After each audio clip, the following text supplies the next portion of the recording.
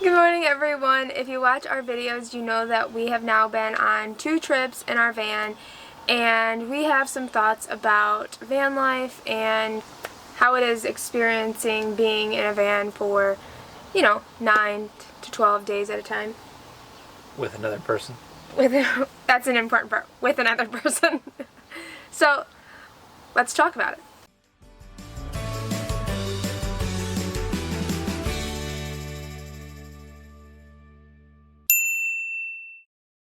So the first thing that is totally the primary reason why we built the van is that we wanted the freedom to go and do what we want when we want. And I would say that's definitely the best part of being in the van is you just get up and go. And if you don't like where you're at, you shut the door and you go somewhere else. If we don't like the site, it's in a creepy neighborhood, you just get up and go. Yeah, you don't even have to get outside, you just get in the front seat. So we really like that. Parking, at least for me, I don't drive all the time. Isn't as hard as I thought it was going to be. Even when Ken's driving, I thought because we have a 170 wheelbase, I thought our van would be a lot harder to park. I can still fit in most parking spaces fine, like at the grocery store. Yeah, you stick out a little, but it's not like, because a lot of people say that for the one, that's like a reason to get it's a 140 I think wheelbase, is that it fits in one spot, but then they usually don't have a shower. You definitely stick out like a sore thumb. Yeah, oh yeah. Wherever you park. Yeah, but the actual parking isn't as hard as I was anticipating it being. I love the shower. So if you haven't watched our other videos, Ken was against putting in a shower. He thought it was unnecessary. We're going to be camping. We could take a shower somewhere. And now, obviously, he loves it. It's pretty clutch, especially with the hot water heater. I wouldn't want it with just cold water, cold showers. But the hot water heater, instant hot water, you can start the water, turn the water off and lather up so you can save the water. Yeah, and it's still hot. I said water a lot. Drink every time he says water. It's really refreshing when you're in the middle of the woods. And you just get up and you want to just get all that dirt and grime off you. Yeah, I think the shower is awesome. The couple of times I've used it, it's been really, really nice. So smells in the van. We've only been in the van for 2 trips, and the smells are real. They are real. It stinks in here right now. It does, because I haven't cleaned the fridge out yet. I need to clean it for my trip. And our battery died the other day because it rained for like 2 days. Yeah. So the van had no power in the driveway, but there's still food in the fridge, so that could be part of the smell. Yeah, we thought it was the gray water tank, which maybe was contributing, but it's because we've cleaned out the gray water tank now and it still smells, so it's probably the fridge. But we went to Pagosa Springs and stopped at a place called Hippie Dip, if you saw our video in Colorado. And when we were in the springs, it didn't smell like in the hot springs, but when we got back in the van, we smelled and we were out of water, so we couldn't shower, and then our towel smelled, and then the swimsuit smelled, and all I smelled for the 25-hour drive home was that nasty smell. And what's the problem?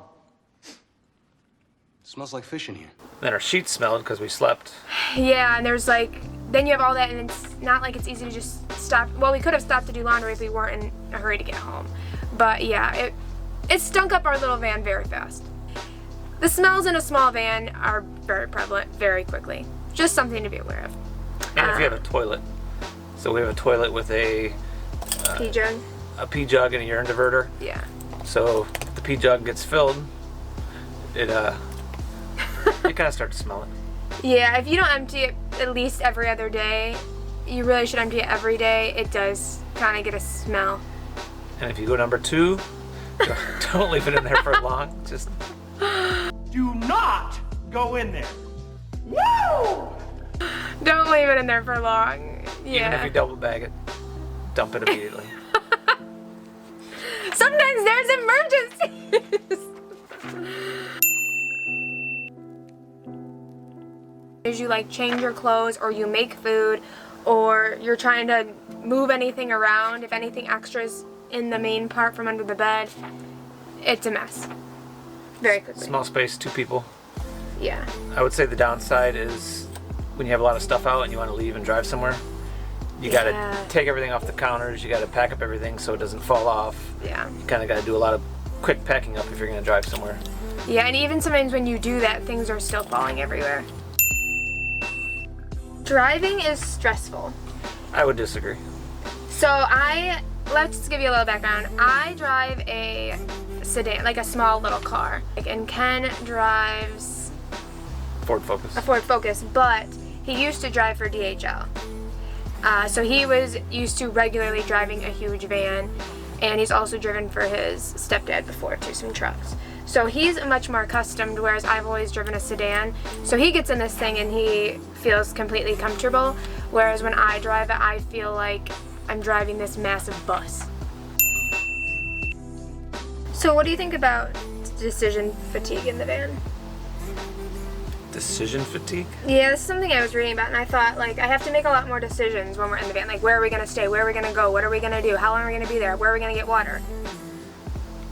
I would say where we're staying and where we're going to get water was the two big ones. Yeah. I guess it gets to one of your other points, but when you're looking for somewhere to stay, you don't want to wait till the last minute if you're going to a free campsite. But we wait last minute all the time. A lot of the free campsites we found are either booked or they're in really weird, dark places where you don't know where you're going. It's hard to see and find them, yeah. It's hard to see. There's a lot of hilly roads. You don't know if the van can make it down, and then all of a sudden you're stuck in the middle of the forest. So I would say find a campsite earlier in the day before they fill up. Yeah, I agree. And what was the other one? Decision fatigue. Like, when you're at home, like, my decisions when I get out of bed are, what do I want to do for the day, and, like, what do I want to eat? But it's like a leisurely thought process. Like, I could do nothing if I want. Whereas we're in the van and we're on, like, a trip and you want to see things, it's a little different for people who live in their van. But I feel like they still just, like, experience the same thing. Like, they get up and it's like, okay, are we going to eat first? Are we going to move to a different spot first? Are we going to get dressed first? And where are we going to go? And how long is it going to take us to get there? And where are we going to stay for the night if we don't want to wait till late to make that decision? Yeah. It's just a lot of decisions every day that I feel like you don't experience in your daily life, like having a stationary home. I think one thing we do good is that we eat breakfast as soon as we get up. That is true. At Ken home usually we makes breakfast. At home we miss breakfast a lot or skip it. In here, first thing it's like eggs, toast, Oatmeal. coffee or drink, oatmeal. Yeah. We're always starting up with breakfast. I think the stove is one of the best features of the van. I really like having a propane stove. It's got a stove and an oven. And the oven. I like the oven a lot. It heats up the van if it's cold. Yeah, so it kind of has dual roles. You have to have the fan on to keep the fumes out, but it still would heat it up, which we'll probably experience here in this next trip. Yep. I will put the link for our stove in the description below. I knew van life, or being, camper vans are popular because I see it on YouTube, but they are way more popular than Everywhere. They're in Colorado. They are everywhere. Everywhere we went, there was at least 2 other camper vans. But something we also learned is that people rent them out there. It's really common for people to rent them. So a lot of the people we ran into that were in vans actually were renting them. They didn't like build them themselves. Or they bought them pre-built. Or they bought them pre-built. I've met a few people who had these pimped out luxury vans, the same van as ours, but just like probably $80,000 or something. Yeah. But they were old, retired, and I think they just, well, I know because I talked to them that they just paid for it pre-built. Yeah, they didn't want to put the work It's one into thing it. that I found appreciation for is that we built this from scratch from an old FedEx van. Yeah. So we got a little more love for it, I guess. Yeah, I love our van so much more because we built it. So we kind of know how everything works. I know how the power works, the electricity, the plumbing. So if something were to go wrong, I would know what to fix. But we know what's behind the wall and what's behind that. Yeah, where the studs are, what kind of insulation's in there, and where the plumbing runs through if we were to have a leak, or it is. It definitely helps. Yeah, it does help a lot. We sleep really well in the van, I think. I sleep great. So the first time we stayed in the van overnight, I don't think we filmed it. We were just like at a cabin up north. We decided to just sleep in the van instead of in the house. And Ken said he woke up every 2 hours feeling like he was trapped in a box. And I was like, well, you kind of are. And I was a little nervous that he wasn't going to get over that, since we spent a whole year converting this and I'd really like to use it. It was pitch black, no lights. Yeah. So the first time waking up, it's like wall, ceiling, don't know where you're at. Disoriented. Just a little disoriented, but Yeah. But then when we had the option to sleep on the couch in the Airbnb the first night in our Colorado trip, we opted to sleep in the van because we like sleeping in the van. It feels like my home bed, only when I'm away from home. it's cozy. Yeah, I like it a lot. The topper that we put on, makes a big difference. I'll link our mattress and our topper. We only did a smaller mattress, because you only have so much height top to bottom, but also because I needed to cut it for cushions. But the topper made a big difference. We have a 6-inch, right? A 6-inch memory foam mattress. Yeah. And a topper. And a topper, yeah, that we had. So we've mentioned staying in free sites a few times. One of the downsides of van life is it's very hard to find a last minute camp spot, like a paid camp spot in a campground. Impossible. Yeah, by very hard, I mean impossible. We have not been able to find a paid spot one single time this summer. Especially last with minute. like hookups, if you want hookups, but even without hookups. Even a permanent spot. Out west Colorado, they're booked a week in advance, 2 weeks in advance. Yeah, it was, and in Pennsylvania too, at the National Forest. The downside though to free sites is sometimes they're still booked, but we've actually been pretty lucky. But a lot of nights we've driven like up to an hour and a half away. On some dirt roads. On some dirt roads. In the dark. Yeah. I think you have a clip of us driving through Pennsylvania. Well, it's actually West Virginia. West Virginia. Yeah, but that spot was awesome, and sometimes those are the best spots. So you just have to know that if you're going to be in a van and travel in a van, especially if it's self-contained, that sometimes to get to an awesome free spot, it's gonna maybe be sketchy for a little bit, and it's worth the drive. Hard to get to, yeah, but it's worth the drive. Solar is awesome. Solar is awesome. We actually want to buy a second battery, just so we have constant power, but currently we have 400 watts on the roof, four 100-watt panels. Yeah, and one battery. And a lithium iron phosphate battery, which was a little pricey compared to a lead acid battery, but it's going to last a lot longer. It's a third of the weight. It's only like 25-30 pounds opposed to like 90 pounds of a lead acid. So it's awesome, and I think we're going to buy a second one just because we like it so much, and I think it's worth the investment. Yeah, and maybe even down the road I would consider more batteries, but at least the second one. Yeah. At the bare minimum, a second one. For sure. And being able to go off grid, it kind of goes along with that. Being able to go off grid because we have a freshwater tank, we have 20 gallons, and then a gray water tank. Being able to go off grid and have no black water tank is the best. I do not think I'd ever want to have a camper where we would have to be hooked up to use it. I think that just would suck. And I know you can do generators, but they're so loud. Generators are loud, yeah. And you have to use gas. Yeah, I don't like that. I really like being having the option to go off grid and it's quiet and you don't have to hook up. Downside is finding water. I think you mentioned it earlier. Yeah, it's really hard to find water. Not really hard, but it was a challenge finding spigots to fill the water tank. Mm. So a few times we found campgrounds that allowed us to fill up. Or a dentist office. Or a dentist office. I went to a dentist office and asked if I could use their spigot because I saw it sitting out front. And I offered them money, and they were so nice out in Colorado, they wouldn't take our money. Yeah, it was really they nice. Just said, hey, go ahead and fill up. But the Love's truck stops, or Pilot truck stops, usually have a spigot for free next to the air pump. So that was really helpful. Just pull into a Love's, and you can fill up your tank there. But it's kind of a challenge looking for it. Did you say Pilot too? I think Pilot. Okay. Being able to make food anywhere is awesome. Mm-hmm. If you're hungry, like it's just, well, Ken does it while we drive. I made a grilled cheese while she drives. I wasn't a huge fan of that. I don't like to cook while we're driving, like that kind of cook. But you can make food while you're driving, but a lot of times if you're just doing a stop, it can just be like, hey, let's just make some quick food. And I really like that. Ken and I aren't huge foodies. Like I know some people this would be maybe a downside because they like the experience of eating in whatever place they are. Not to say we never do, but we just are able to do it less often, which I think makes traveling a lot cheaper. We're more about like scenes and hiking and doing stuff. We're not really the people who... Ramen noodles, grilled cheese. Yeah, we're really simple tomato eaters. soup. Yeah, so I think it's a plus that we can just make food quickly and easily because food is not a main part of our traveling. It's just like something you have to do, kind of. Gas has been pricey. Gas has been... It's $50, $60 to fill this thing, and you get about, I don't know, 4 or 5 hours of driving. Yeah. So there and back. It's still cheaper than flying. Yeah. It's probably cheaper than flying with a hotel. Yeah. If you consider where you'd have to pay for somewhere to stay and the flight, it's probably cheaper. Hotels are $80 to $100 a night, so it's definitely cheaper, and it's going to pay off. Yeah, it will pay off. In the long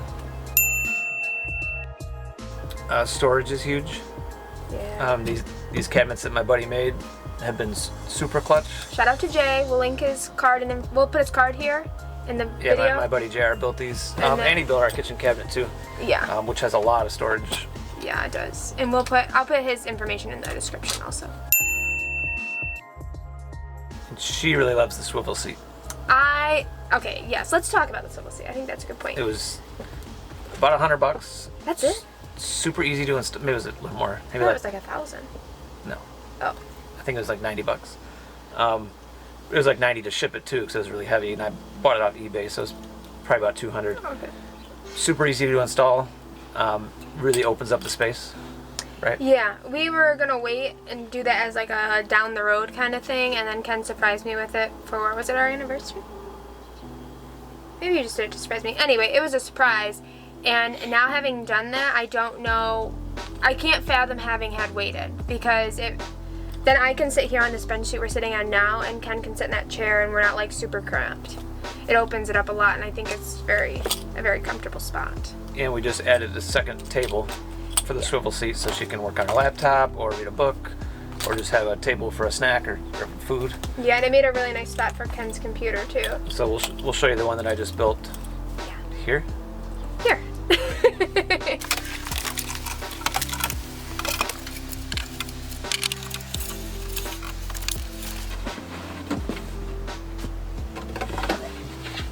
And I'll show you the clip of Ken set up with his computer when we were in Colorado. Yeah. Another thing is this headliner shelf. We'll show you that as well. I think that's really huge. It's huge. I bought the template online. I think it was like $90. Yeah. It just comes with 4 brackets and a paper template that you trace onto wood and you cut it out. Fits perfectly, and that's where we store my drone, binoculars. Our Reflectix. Speaking of, these things are the best, right? These go in the windows anytime we park, both for privacy and for temperature. It does a lot of temperature control. I'll link those in the description below. And we're going to do a video about our favorite van items, like van essentials, which I've linked in some of our past videos if you want to check those out. Little preview. But we'll be doing a video, so make sure you subscribe if you'd like to see that video so you don't miss it, and hit the bell and like our video right now. Our dogs love it too. And yeah, and we've never really taken our dogs on vacation unless we've taken them in the car, and this makes it a lot easier to take them with us and have their leashes and their food and a place for them to sleep, and they're comfortable, and they get all their favorite stuff. They get to sleep all the time when they went and they drive, go on rides all the time, which is their favorite thing, and be outside, which is their other favorite thing. And poop anywhere they want. And smell around and poop anywhere they want. Not in the van. So can we. Outside the van. And we can too.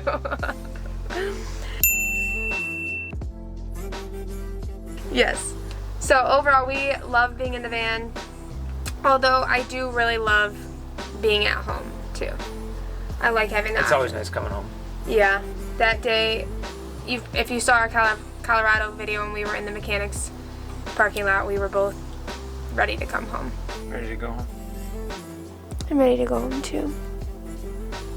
I like the van. I think you like the van. I do. We recommend getting a van. We recommend, if you're going to get a van, that it's a lot of work. Do not get me wrong. It is a lot of work. But converting it yourself is 100% worth it. It's rewarding. It's very rewarding. Well, if you like this video, as always, give it a big thumbs up. Don't forget to hit subscribe and the bell so you can make sure you do not miss any of our videos.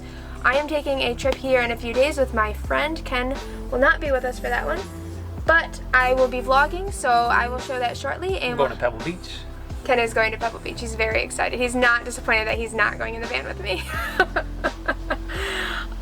So we will be showing some new adventures soon, and Ken will have some drone footage from Pebble Beach if you want to check that out at his page at SKC Video. skcvideo.com. skcvideo.com. He also has a YouTube page if you want to check that out. See you in the next one. See ya. Bye. Good morning, everyone. What was that face? I didn't know we were starting. So we actually built up calluses from here from having to hold it to the left because it just kept pulling to the right. It was nice of you to say we got calluses. So